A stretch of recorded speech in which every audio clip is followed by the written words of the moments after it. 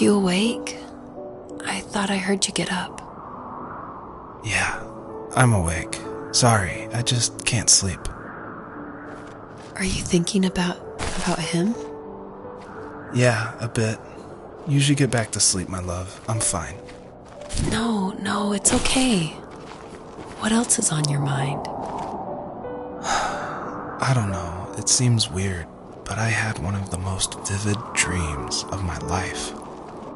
I saw a fox on a snowy mountain, just looking confused and worried. Those eyes. I can't get those eyes out of my head. She was running in the windy snow, looking for something. Do you think it has to do with you and what's been going on? I don't know. It was just a dream, Rachel. They're not meant to make sense. A lot's happened the past couple days, that's all. Well, if you're not going to sleep anyway, you should tell me. I want to hear. All right.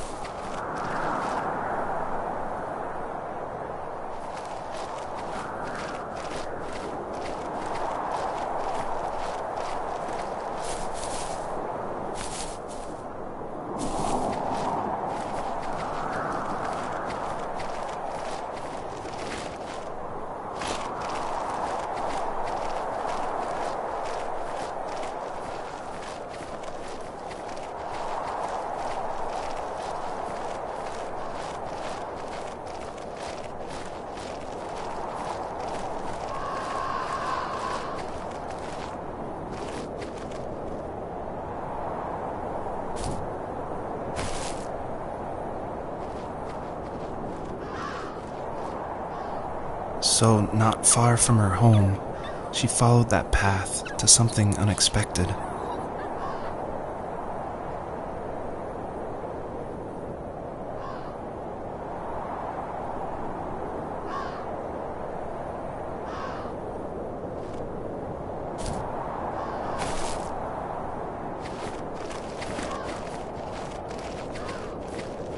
She couldn't stay, though. She had to find her other 2 children. So she took that path. She followed it towards something ancient. Something with answers.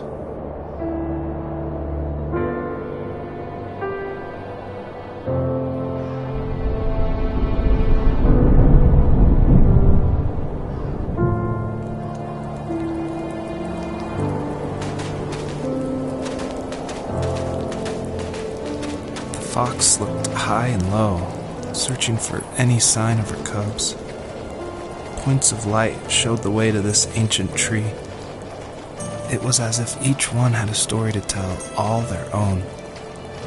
The land was trying to tell my story, too. I felt like I was right behind her the whole time.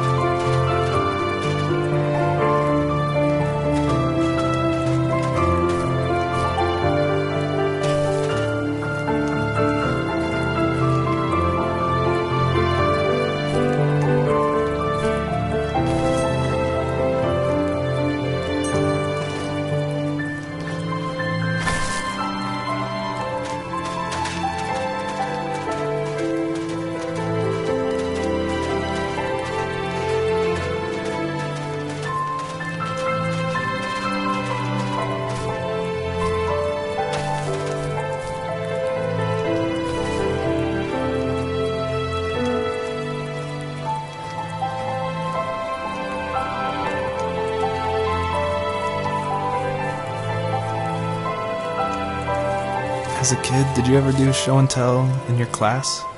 Yeah, I think I only did it once, when I was in the 4th grade. You know how my life was around then. I wanted to show my class what helped pass the time and distracted me, so I brought a dozen paper cranes I had made. I think I told everyone how badly I wanted to be a bird and fly, embarrassingly enough. Don't be embarrassed. Every kid wants to fly.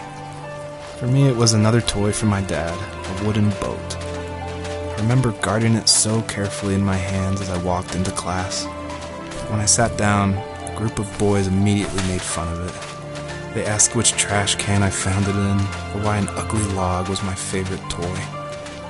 When I got up, I didn't even want to tell them my dad had carved it. I said it was a joke gift my friends had given me. Kids can be so cruel. Some of them are. I shouldn't have let them get to me, but it did. It's amazing we bounced back at all.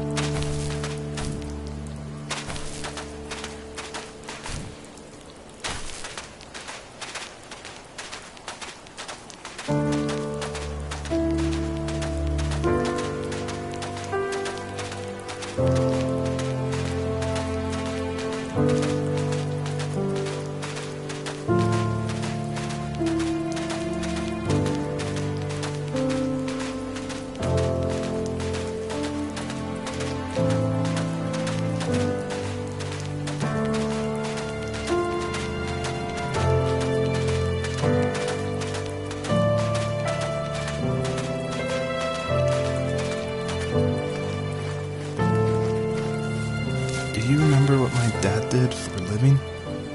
Wasn't he like a lumberjack? That's one way of putting it. If wood was a canvas, then a carving knife was his paintbrush. Even after working a 50-hour week, even after his hands were more splinters than skin, he would bring home the nicest piece of Alaskan weeping cedar and make me toys. That wooden train was the first toy I can remember, and I loved it. I just knew from a young age I was going to be a lumberjack, like my father.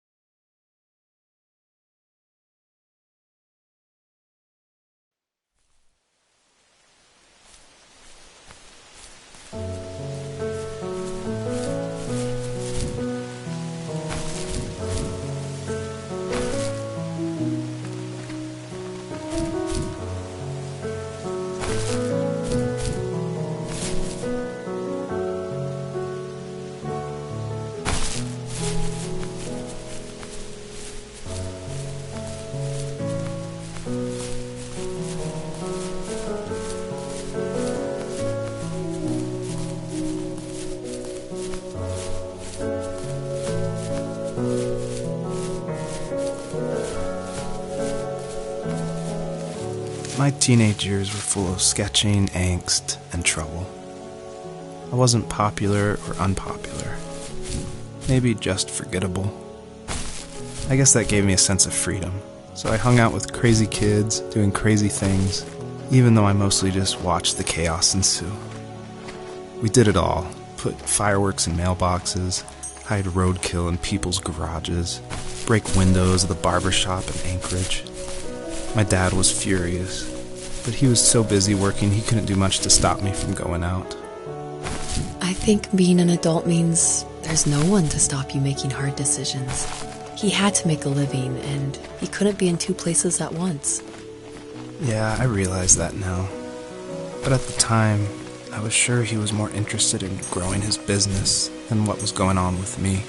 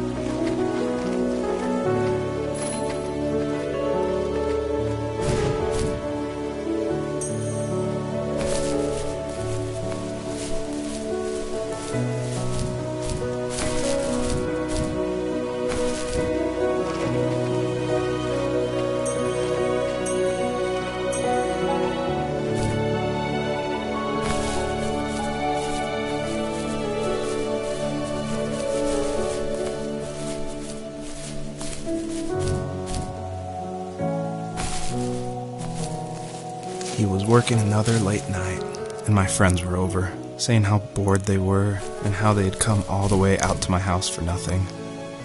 One of them mentioned how that old, ugly beyond belief truck was still in the garage, and how we should take it for a spin. I was only 15, so I kind of fought it for a while.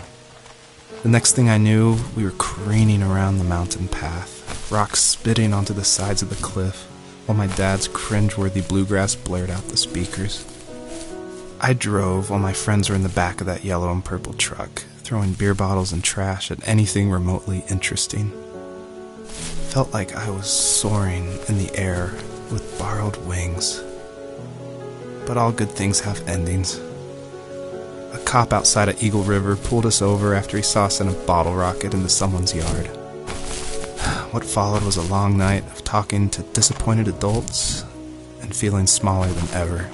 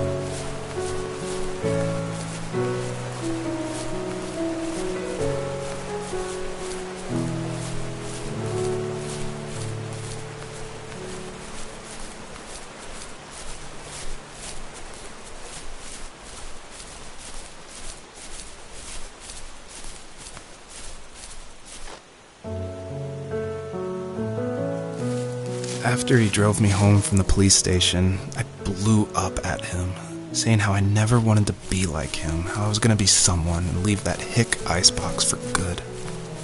He just looked forward at the road with tired eyes. I took out that bluegrass tape from the cassette deck and chucked it out the window. In my sage teenage wisdom, I thought I had proved the ultimate point. But my dad had a different idea. He slammed the brakes, slowly bowed his head while gripping the steering wheel, and finally looked at me. All he said, like it was a polite request, was, "Make this right." I sat there in silence, fuming, but I eventually got out and combed every square inch of the woods, muttering profanity after profanity. I found it 30 minutes later, near a small waterfall off the road. I went back to the truck, put the wet tape back in, and sure enough it worked. We didn't speak another word to each other the rest of the night. Wow, I knew you were a crazy teenager, but... It's hard to believe, isn't it? It surprises me too. It's like I didn't really know who that kid was back then. I bet my dad thought the same thing over and over. It's almost like he was saying, "Make this right," to himself, more than to me.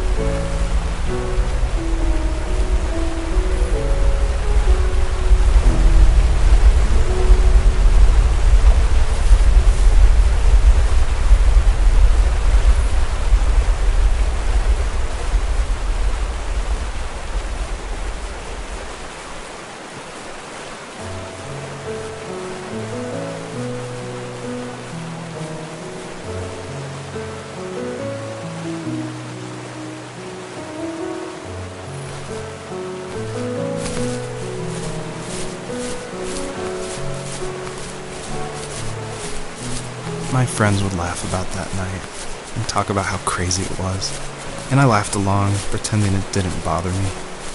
But it did. I imagined my friends growing old in the bush, unable to find that thrill in those godforsaken ice fields. It's like those mountains were a literal wall, keeping me from leaving, where all I would have to look forward to are lumber yards and evening beers. I had to climb over. That was my only goal for a long time.